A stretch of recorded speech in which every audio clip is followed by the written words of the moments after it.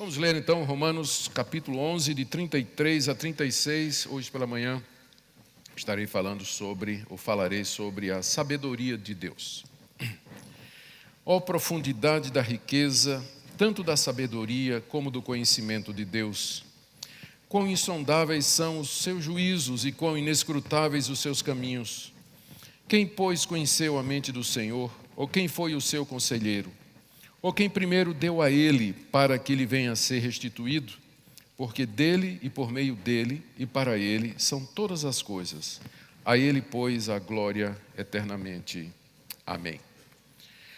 Queridos, aqui nós chegamos ao final da primeira grande parte da carta aos Romanos. Paulo termina essa parte com essa doxologia. A parte chamada doutrinária da carta aos Romanos vai do capítulo 1 até o verso 11, e a parte prática, onde Paulo desenvolve as implicações do que ele ensina nos primeiros 11 capítulos, vai do 12 até o 16. Aqui ele terminou de falar do lugar de Israel na história da redenção, capítulo 9, que nós tratamos disso na penúltima exposição, era bem sobre esse assunto. E ele compõe essa doxologia para encerrar essa parte. Doxologia é uma expressão de louvor e adoração a Deus. É uma palavra composta de doxa, glória, e logia, palavra, declaração. Então, é uma declaração da glória, é um reconhecimento da glória de Deus. E geralmente essas doxologias, elas vêm depois que o autor bíblico descreveu ou o ser de Deus ou alguma de suas obras maravilhosas. Paulo nos deixou várias doxologias em suas cartas, e essa aqui é provavelmente a mais famosa e a mais conhecida de todas. Ela coroa e encerra a exposição da história da redenção que ele faz nos capítulos de 1 a 11, e reflete o sentimento de Paulo diante da grandiosidade desse plano de redenção, especialmente diante da sabedoria de Deus. A sabedoria de Deus é a habilidade que Deus tem de usar os seus outros atributos, onisciência, onipotência, justiça, santidade, para realizar aquilo que ele planejou. A sabedoria é Deus em ação, é a maneira perfeita, absolutamente perfeita de Deus executar aquilo que os demais atributos já disseram.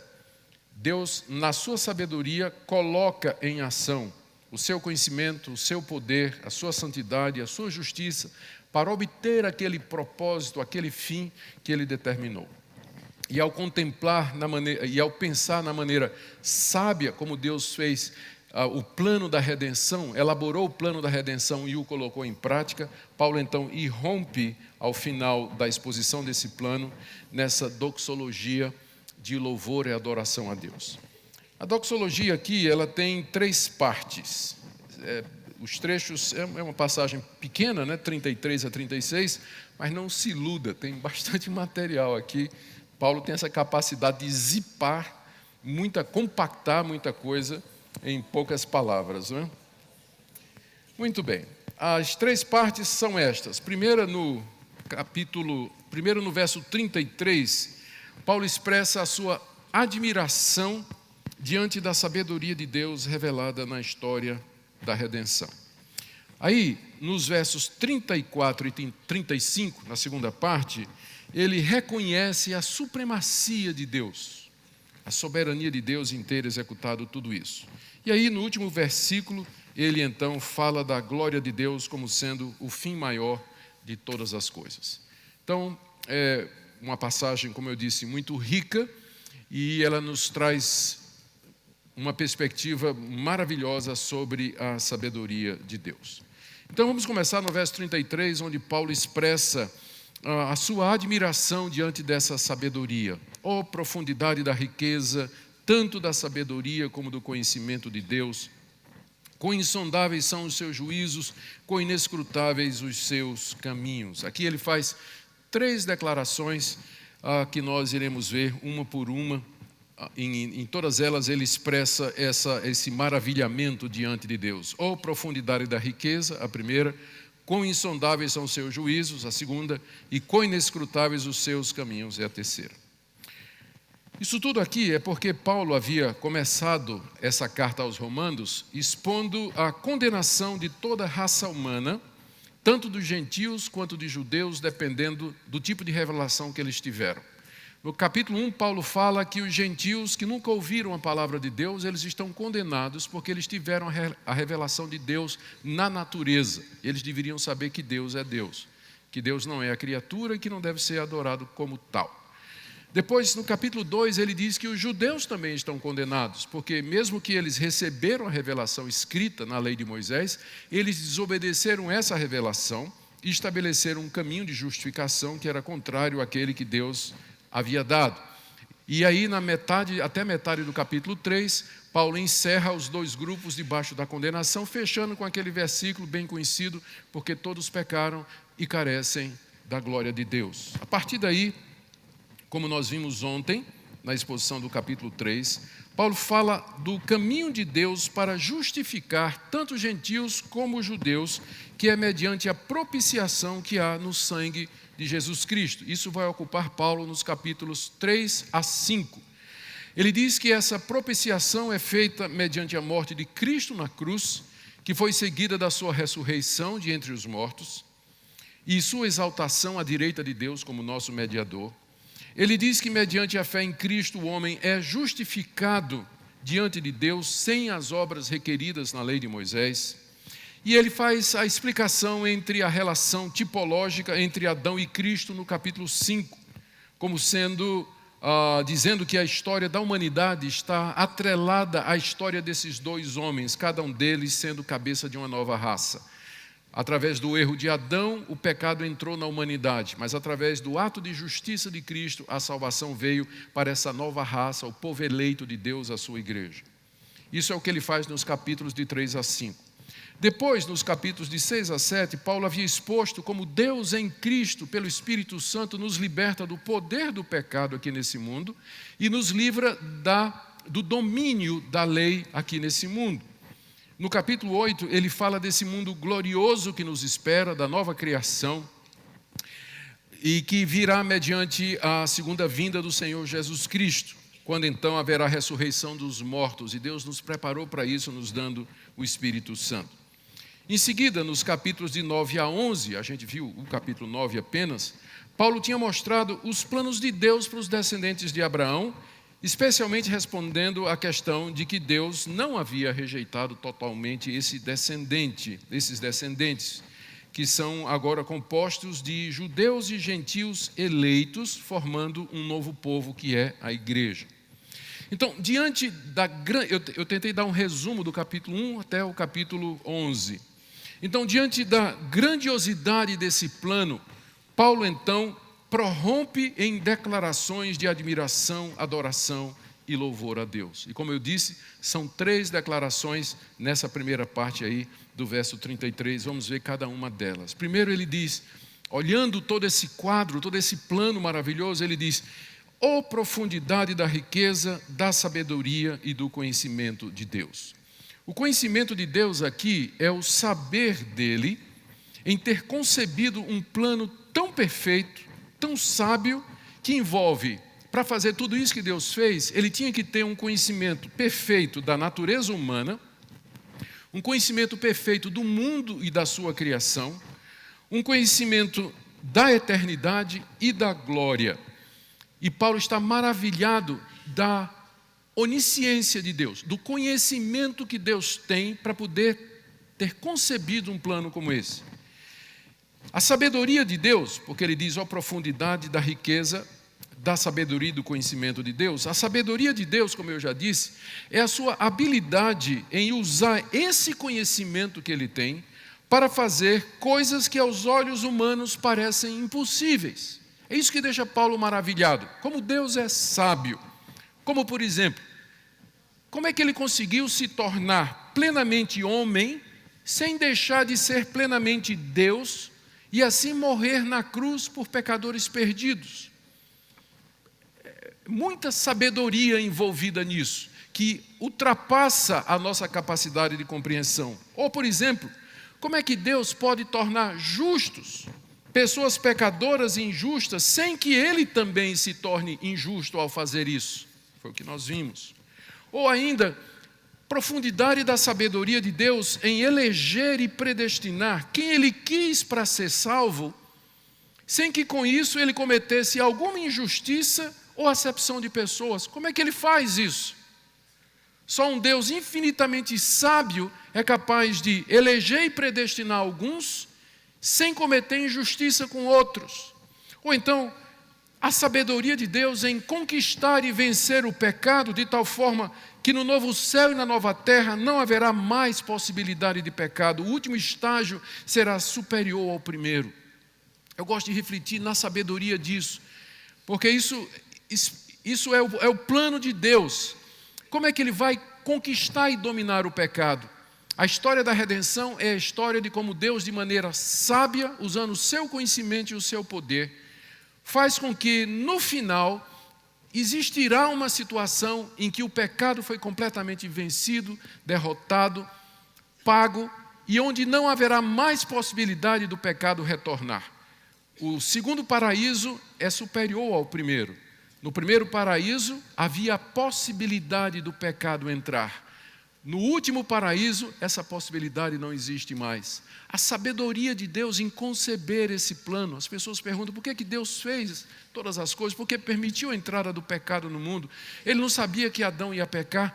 Na sua sabedoria, Deus estava concebendo um plano onde finalmente o pecado, depois de ter sido experimentado pela raça humana, foi julgado e eliminado, de forma que no novo céu e na nova terra não tem mais essa possibilidade. Nós estaremos num estágio superior ao de Adão, em que nós não podemos mais pecar. Adão podia pecar, nós não poderemos mais pecar. A sabedoria desse plano, a sabedoria de Deus em se relacionar com os homens de maneira significativa e reagir às decisões e escolhas dos homens, sem deixar de, no final, fazer tudo aquilo que Ele já havia determinado. Como pode ser isso? Deus reagir de maneira real conosco, interagir conosco de maneira real, respeitando as nossas escolhas e decisões, e no final vai ser tudo exatamente como Ele queria. A sabedoria de Deus em fazer com que a desobediência de um povo, a desobediência da nação de Israel, se tornasse uma oportunidade para oferecer a salvação gratuita a todos os povos.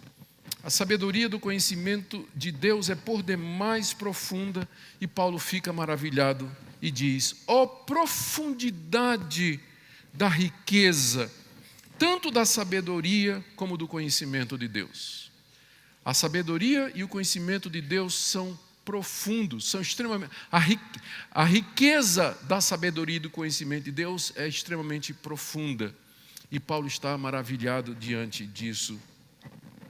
A segunda frase aí do verso 33, que é a segunda frase da primeira parte, é essa: quão insondáveis os juízos de Deus. Os juízos de Deus são as escolhas e decisões que Deus fez na eternidade quando ainda nada havia. Estes são os juízos de Deus. Deus ajuizou fazer isso e não aquilo. Ele escolheu fazer isso e não aquilo. E Paulo diz que esses juízos são insondáveis. Insondável é aquilo que nós não podemos entender, aquilo que é impossível de compreender, mesmo depois de cuidadosa análise. Em que Paulo estaria pensando quando ele disse isso? Quão insondáveis os juízos de Deus. Talvez Paulo estava pensando no fato de que Deus deu entrada ao pecado no mundo, sem contudo ter se tornado o autor do mal e do pecado. Ou então que Deus decidiu salvar homens e não anjos. Já pensaram nisso?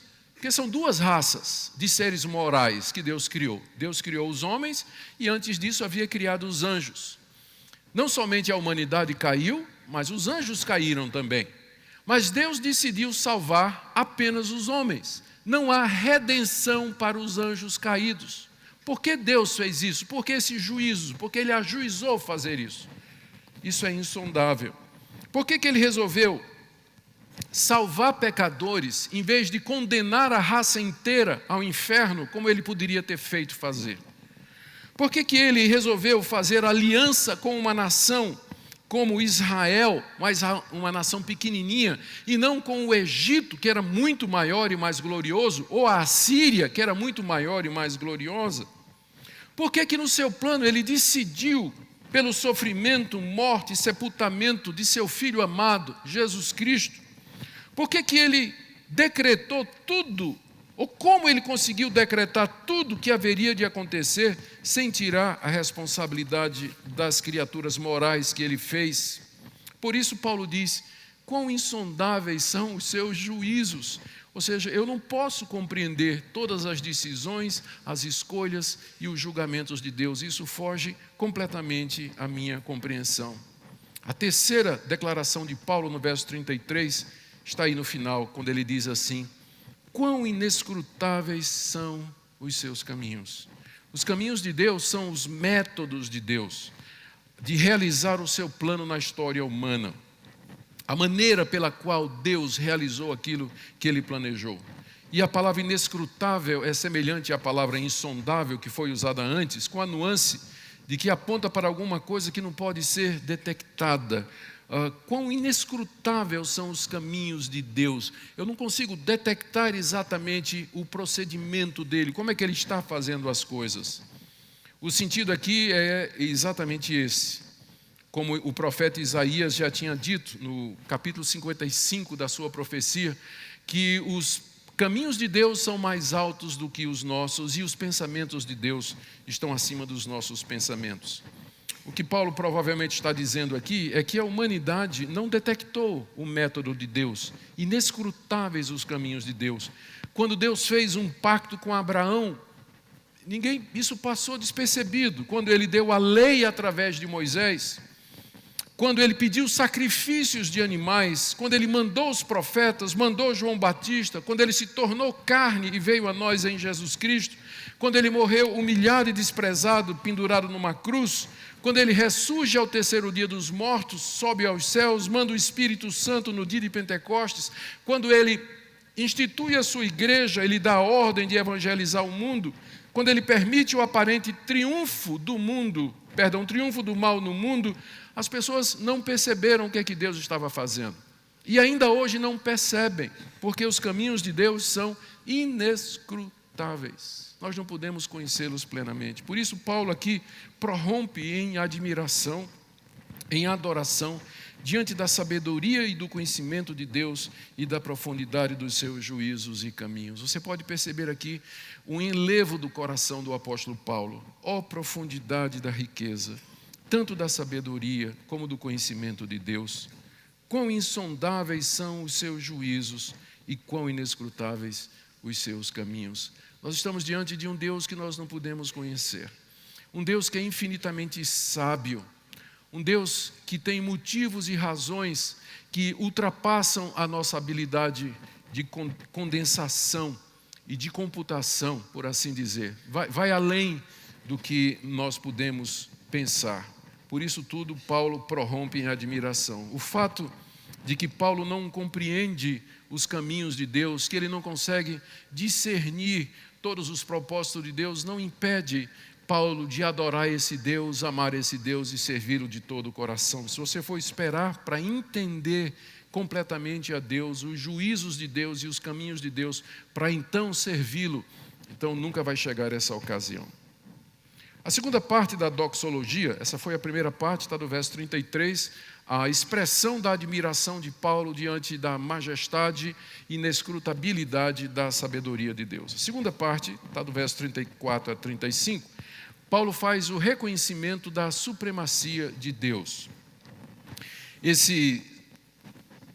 Na forma de 3 perguntas. Primeira, quem, pois, conheceu a mente do Senhor? Segunda pergunta, quem foi o seu conselheiro? Terceira pergunta, quem primeiro deu a ele para que ele venha a ser restituído? Nessas 3 perguntas, Paulo está reconhecendo a grandeza e a supremacia de Deus com relação à sua criação. esse plano sábio, majestoso, inesperado e profundo, do qual Paulo se admira no verso 33, aponta para a total, completa e absoluta soberania de Deus. Veja aí a palavrinha pois. No verso 33, ele fala da maravilha da sabedoria de Deus. Quem, pois, conheceu a mente do Senhor? Ou seja, diante de toda essa grandeza, a conclusão é: ninguém conheceu a mente do Senhor. Em outras palavras, nada foi feito com a participação do homem, o homem em nada participou na sua concepção e na implementação desse plano. E diante disso, Paulo então faz aquelas 3 perguntas, todas elas baseadas em textos do Antigo Testamento. As 2 primeiras perguntas, que estão aí no verso 34, são baseadas em Isaías capítulo 40, verso 13. Eu quero ler para vocês aqui o que diz o profeta. Quem guiou o Espírito do Senhor? Ou como seu conselheiro o ensinou? Com quem tomou ele conselho para que lhe desse compreensão? Quem o instruiu na vereda do juízo e lhe ensinou sabedoria e lhe mostrou o caminho do entendimento? Aqui o profeta Isaías está exaltando a grandeza de Deus, depois de ter prometido que Deus haveria de tirar o seu povo cativo da Babilônia e trazer de volta a terra prometida. E diante da majestade do plano de Deus e do propósito de Deus, o profeta Isaías então faz essas perguntas. Quem guiou o Espírito de Deus? Ou quem foi o conselheiro de Deus quando ele elaborou esse plano? Quem tomou conselho a Deus para que lhe desse compreensão? Quem instruiu a Deus na vereda do juízo?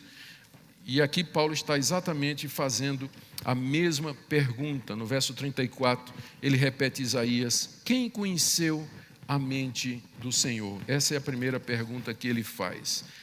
Quem conheceu, quem conhece a mente do Senhor? A mente de Deus é a maneira de Deus pensar. A maneira como Deus pensa, como Ele processa as coisas. Quem é que conhece a mente de Deus? A maneira como Ele raciocina. A resposta é: homem nenhum. Homem nenhum conhece a maneira de Deus pensar. Porque Ele é insondável, Ele é incompreensível e nós somos criaturas finitas e pecadoras.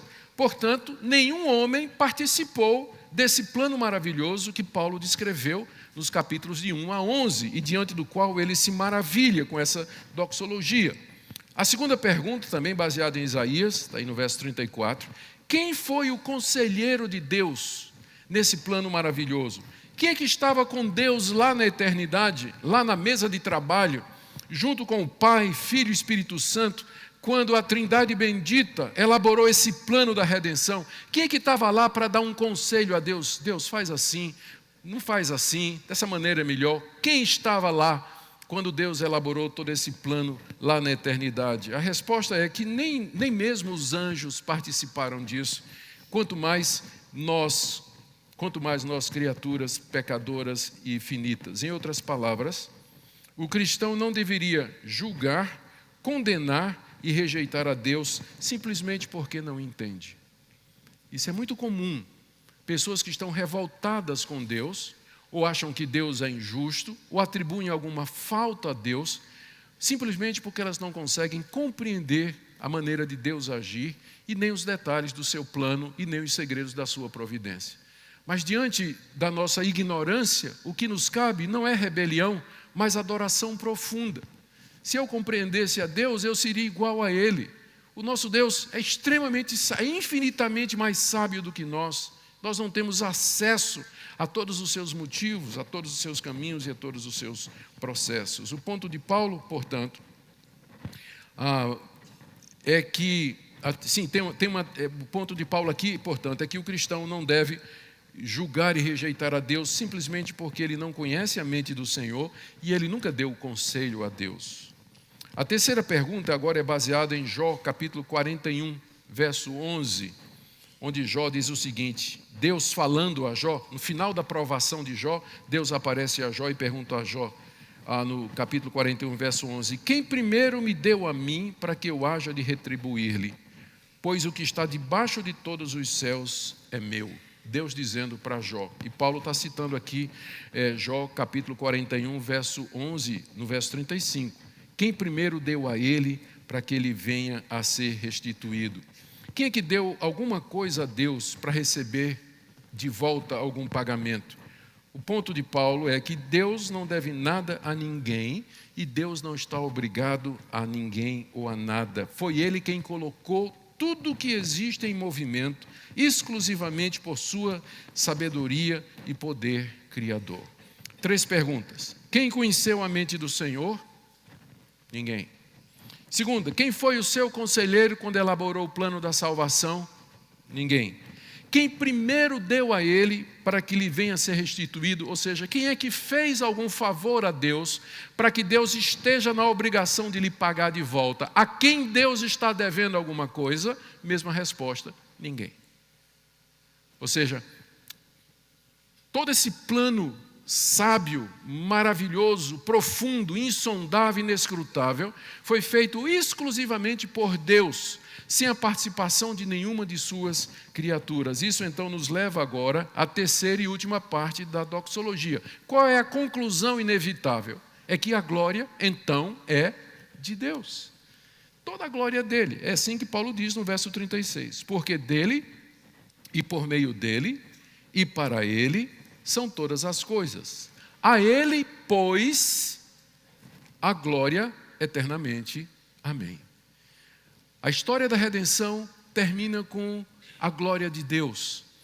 A história da salvação não deixa espaço para a glória humana, mas é uma exaltação da sabedoria do conhecimento de Deus. Essa é a conclusão inevitável de Paulo aqui, ao final dessa doxologia. O porquê introduz a razão para darmos glória a Deus. Por que Deus deve receber toda a glória então?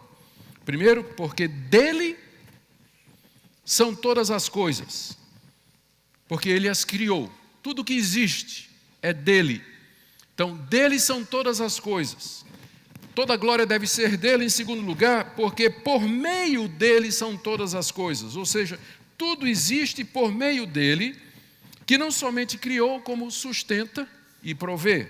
E terceiro, para ele são todas as coisas. Tudo foi criado e esse plano foi concebido e executado para Deus, para a glória de Deus. Como consequência, final do verso 33, 36, toda glória, ou seja, louvor, exaltação, adoração, reconhecimento, tem que ser dada a Deus, e isso eternamente, começando aqui e continuando eternidade afora.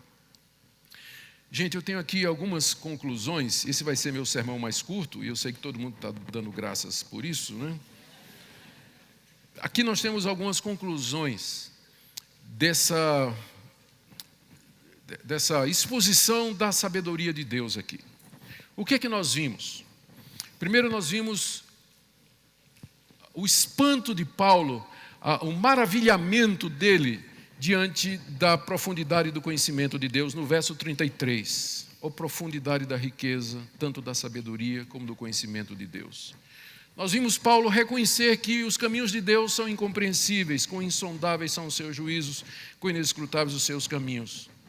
Fazendo 3 perguntas, Paulo afirma, fazendo 3 perguntas, ele afirma que Deus concebeu tudo isso pela sua própria soberania e supremacia. Quem conheceu a mente do Senhor? Ninguém. Quem foi seu conselheiro? Ninguém. Quem primeiro deu a ele para que ele venha a ser restituído? Ninguém.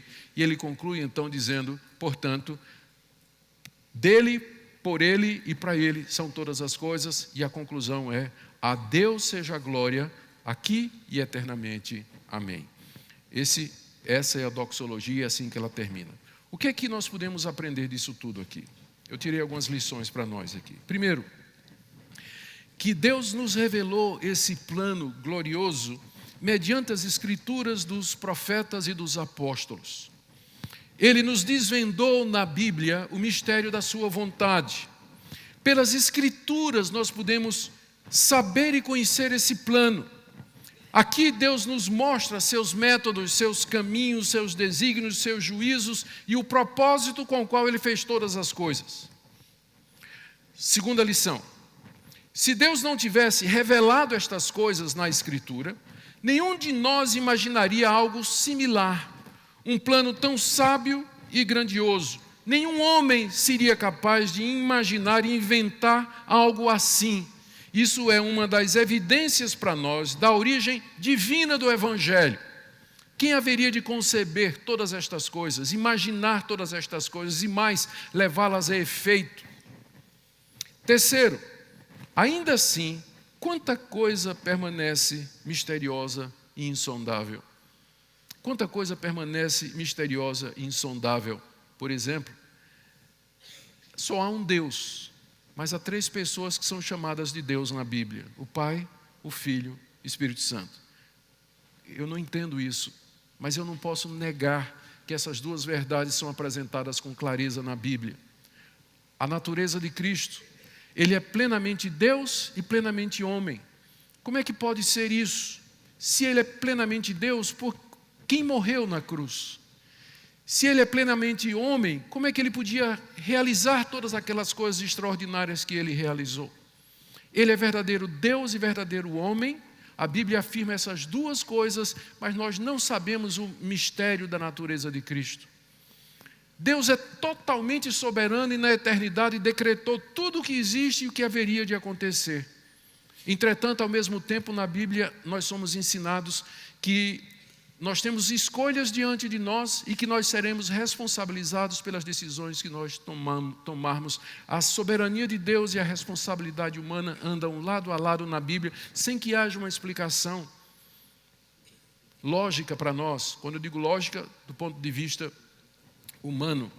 Então, ainda que Deus tenha revelado o seu plano, muita coisa permanece misteriosa e insondável. E as heresias começam quando as pessoas tentam resolver um dos lados da equação.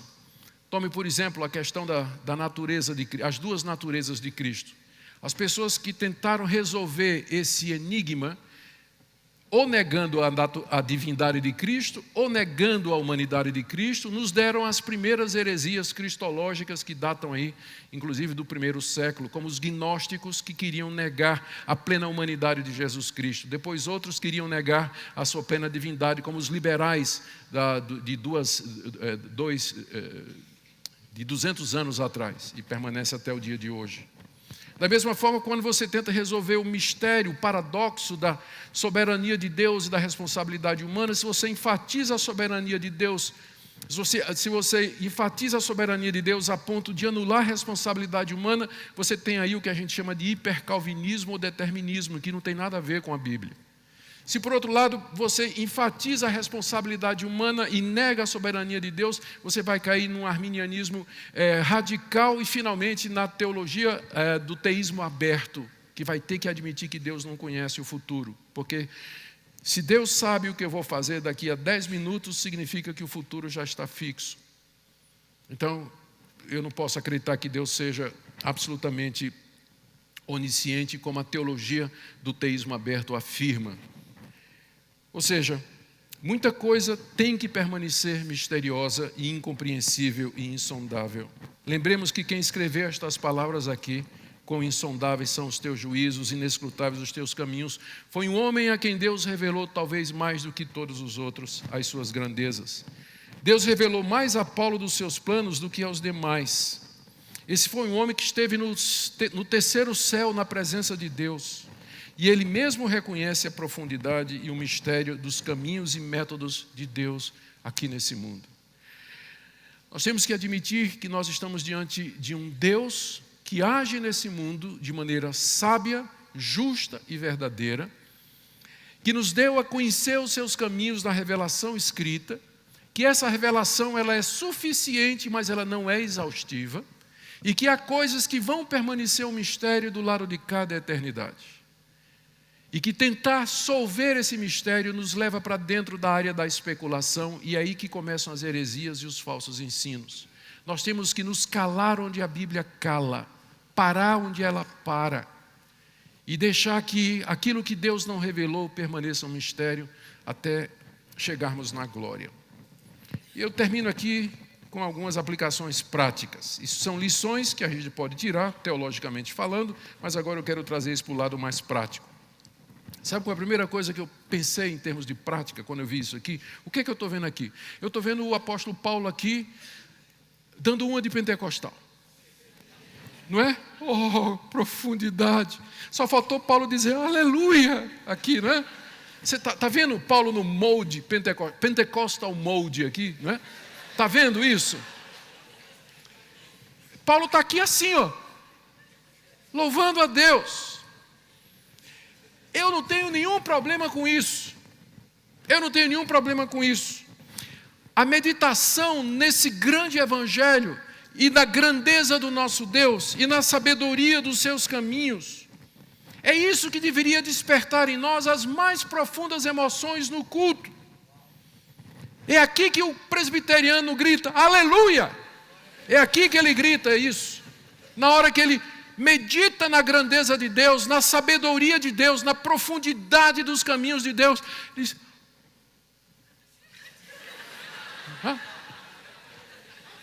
amém, glória.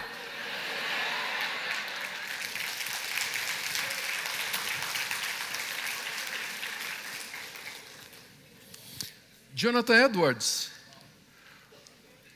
grande pregador calvinista, uma vez pregou um famoso sermão intitulado Pecadores nas mãos de um Deus irado. E no sermão ele fala da glória da santidade de Deus e da depravação do pecado e os horrores do inferno que Deus preparou para os ímpios. Durante o sermão, homens da sua igreja se levantaram e se agarraram com as colunas do templo, dizendo, Deus tenha misericórdia de nós, porque nós estamos vendo o inferno se abrindo pronto para nos receber.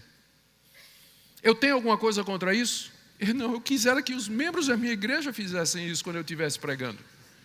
Eu não tenho problema com emoção no culto, desde que seja provocada pela visão da glória de Deus, pela palavra de Deus. O que eu tenho contra é aquele emocionalismo barato, que basta o pastor dizer assim, vamos cantar o hino 3, aleluia, glória, tal.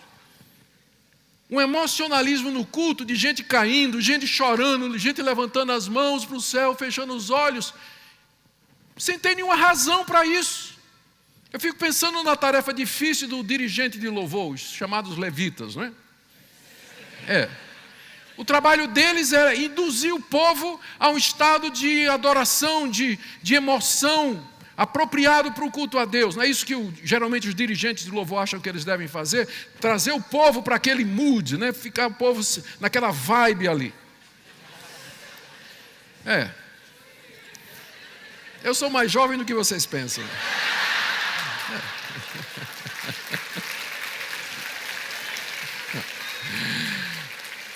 Aí o que é que o dirigente do louvor vai fazer? Vamos aí, gente, vira aí para o colega de irado, dá um abraço, dá um sorriso, vamos lá, vamos fazer uma aeróbica aí agora, trenzinho de Jesus. Eu tive numa igreja em que a pastora disse para o povo, aí, vire para o irmão do seu lado e diga, você é lindo. Eu olhei para o caba que estava ao meu lado e disse, não vou fazer. Quanta aberração no culto, não é? Não existe tanta manipulação das emoções com o objetivo de levar o povo a sentir isso aqui. Você sabe qual a melhor maneira, a maneira certa de levar o povo de Deus a levantar as mãos, fechar os olhos, gritar aleluia e glória, expondo quem é Deus, a grandeza do Evangelho, explica a palavra de Deus. O crente verdadeiro reage a isso. Ele se quebranta, ele se sente triste quando você expõe a natureza do pecado, e ele se sente cheio de gozo, de alegria e de exultação quando você fala das maravilhas de Cristo e da sua obra completa na cruz. É isso que é uma doxologia. Doxologia é aquele momento no culto, quando a palavra de Deus lhe alcança, e aí seus sentimentos vêm à tona. Eu não tenho nada contra isso. Eu tenho contra o emocionalismo barato, induzido por técnicas de manipulação, por líderes e dirigentes de louvor. Segunda coisa, é o Evangelho que deveria motivar os cristãos a mudar de vida e se entregar inteiramente a Deus mediante Jesus Cristo. É o conhecimento desse Evangelho e a meditação nele que deveria levar cada um de nós a viver somente para a glória de Deus. A gente reclama que há pouco compromisso no meio dos jovens da igreja. Há pouco compromisso porque há pouco conhecimento do que é o Evangelho e do que está relacionado com o Evangelho Existe pouco conhecimento da sabedoria, dos juízos de Deus, dos seus caminhos em fazer esse plano acontecer. Quando nós contemplamos e vemos estas coisas, nossa vida nunca mais será a mesma.